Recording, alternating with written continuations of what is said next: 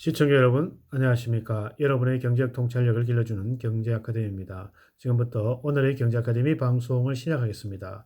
오늘은 2020년 10월 15일 조선일보 오늘의 제목은 대한민국 주적이 기업으로 바뀌었나라는 제목을 가지고 윤영신님이 정리한 내용을 살펴보도록 하겠습니다.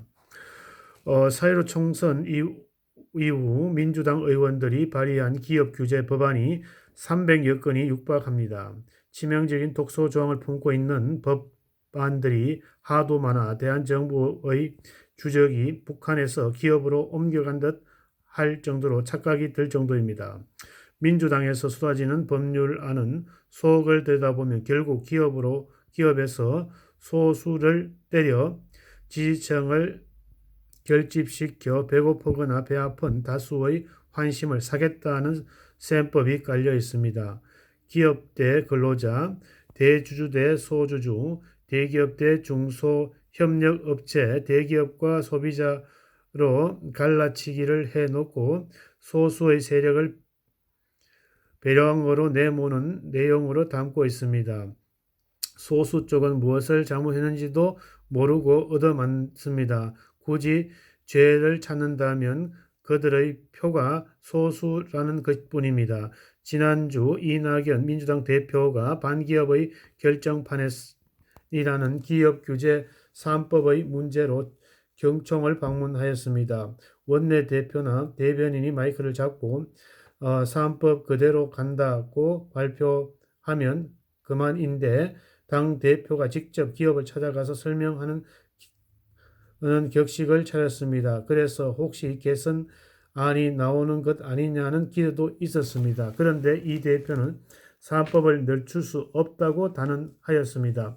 기업인들은 면전에서 대못을 받기 이벤트를 한 것입니다. 집권당의 대표가 직접 소수를 때리는 장면은 다수에게 보여줬습니다.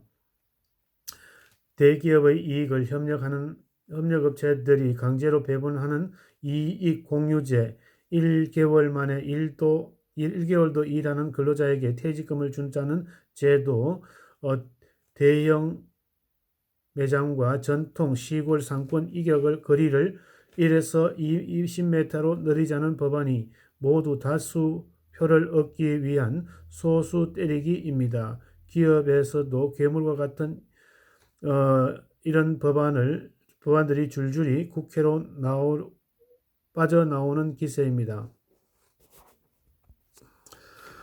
설마 하는 것은 순진한 생각입니다. 과거에도 상상도 못했던 것들이 지금은 3년 동안 현실이 된 사실을 기억할 필요가 있습니다. 소수를 겨냥한 일련의 반기업, 반시장 정책으로 수많은 사람들이 실질과 소득 감소로 고통을 받는데도 정부는 끔찍하지 않습니다.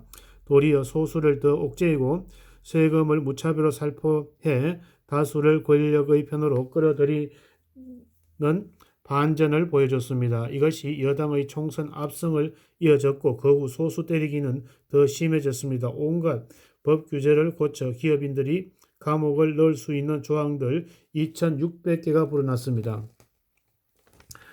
이 나라에서 기업하는 사람은 예비 범죄자가 되었습니다. 며칠 전 세계 신용평가사 피치는 한국경제보고서에서 민주당의 언급을 하였습니다. 4월 총선 압승으로 민주당과 위성정당인 더불어시민당의 의석이 60%를 차지해 다른 정당의 지원 없이 법안을 통과시킬 수 있다고 하였습니다. 그러면서 거대 집권당이